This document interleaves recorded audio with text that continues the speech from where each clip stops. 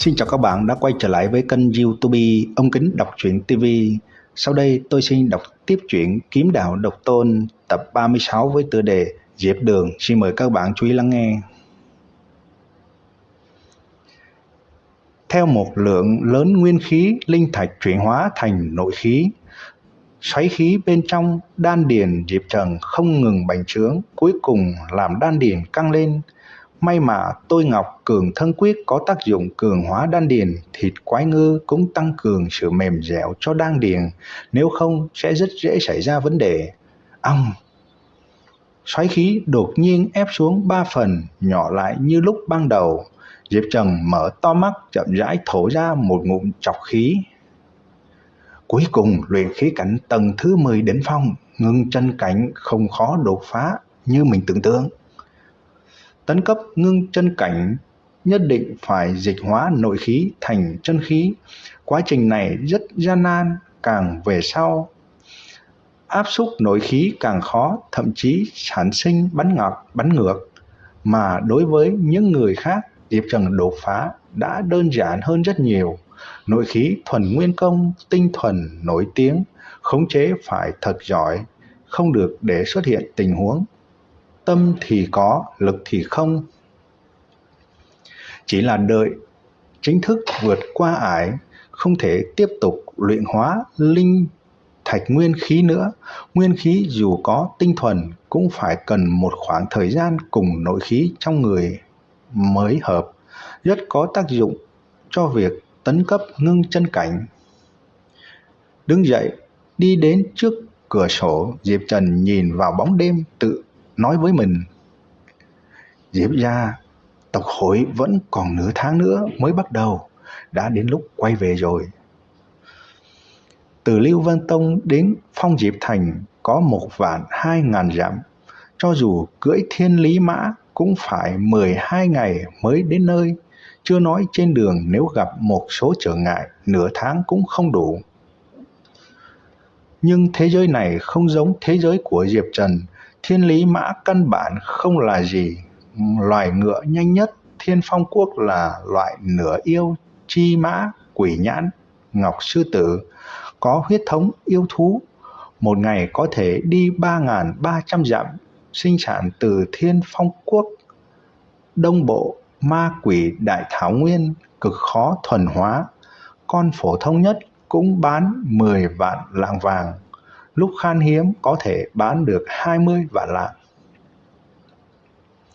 Đừng thấy võ giả giỏi kiếm tiền, người chính thức mua được quỷ nhãn ngọc sư tử chỉ đếm trên đầu ngón tay. Nguyên nhân là võ giả tiêu tiền như nước. Lấy Diệp Trần làm ví dụ, đi 4-5 ngày kiếm được 2 vạn lạng bạc, nhưng mua đan dược xong chỉ còn mấy đồng. Nhất là đan dược vượt cấp giá trị càng đắt, thậm chí còn đắt hơn cả một con quỷ nhãn ngọc sư tử. Xin phép trưởng lão ngoại môn cho nghỉ nửa tháng, Diệp Trần vội vã lên đường. Hắn cưỡi Thanh Tông Mã, một ngày đi được 1.200 dặm, giá trị 5.000 lạng bạc, còn Hắc Tông Mã một ngày đi được 2.000 dặm, hắn không mua nổi. Thực sự, với thực lực lúc đó của hắn, muốn khống chế nó cũng khó, nhưng hôm nay thì ngược lại. Giá dưới chân núi, Diệp Trần hai chân thúc bụng ngựa, tốc độ không ngừng được đề cao. Qua Thanh Phong trấn là đến tòa thành gần Lưu Vân Tông nhất, Thanh Phong Thành. Từ Thanh Phong Thành Nam môn đi ra, tầm nhìn đột nhiên khoáng đạt. Trời xanh xanh, mây trắng trắng, gió cuồng phóng, còn có một vùng đại địa bằng phẳng. Tất cả những thứ đó đều đang hiện lên trước mắt Diệp Trần. Cưỡi trên con ngựa phóng nhanh như chớp, Diệp Trần tự nhiên muốn ngửa mặt thét vang một tiếng. Hắn chưa bao giờ nghĩ rằng mình sẽ có ngày hôm nay. Hắn cũng không muốn được giống như các giang hồ hiệp khách trong tiểu thuyết võ hiệp, một người một kiếm lưu lạc giang hồ, mặc dù hắn bây giờ vẫn chưa được tính là lưu lạc. Cạch cạch cạch cạch cạch. Gần đó có mấy giang hồ hiệp khách cưỡi ngựa tiến đến.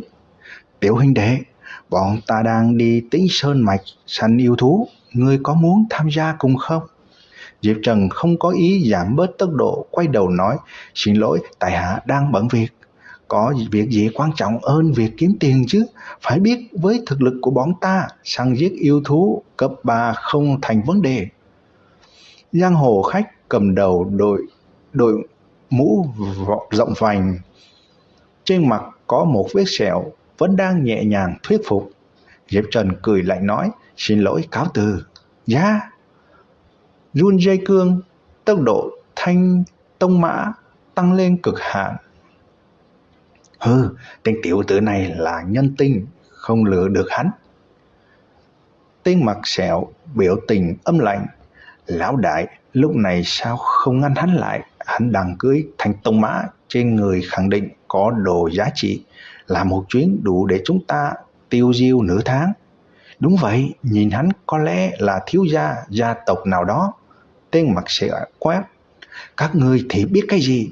Tên tiểu tử này nhãn thần lợi hại, trên người mang theo sát khí, tuyệt đối không phải người lương thiện, coi chừng lật thuyền trong mương. Nói xong, hắn đổi ngay giọng, sắp đến cuối năm rồi, đệ tử mấy môn phái nhỏ 1000 dặm quanh đây đều phải về nhà. Cơ hội vẫn còn, đừng có lấy sinh mệnh mình ra làm trò đùa. Có lý, không hổ là lão đại, biết nhìn xa trông rộng. Được rồi, chúng ta đi. Mấy người quay ngựa về lại Thanh Phong Thành. Cách đó rất xa, Diệp Trần trong lòng cười lạnh, đám người này khẳng định coi hắn là loại đệ tử tông môn không biết trời cao đất dày, chưa từng hành tẩu giang hồ. Nếu như nhận lời chúng cùng đến Tĩnh Sơn Mạch, chắc chắn sẽ lộ ra bản sắc cường đạo giết người cướp của.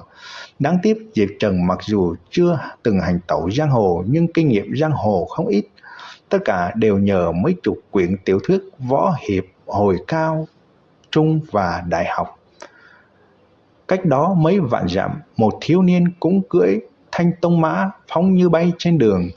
Thiếu niên thân khoác y kình màu trắng, lưng đeo một thanh bảo đao, tướng mạo phong trần tuấn lãng, có vài nét giống Diệp Trần. Trước mắt từ Sơn Môn Tử Dương Tông, mình đã hẹn đại ca sẽ gặp nhau ở đây, không biết huynh ấy có đang đợi mình hay không?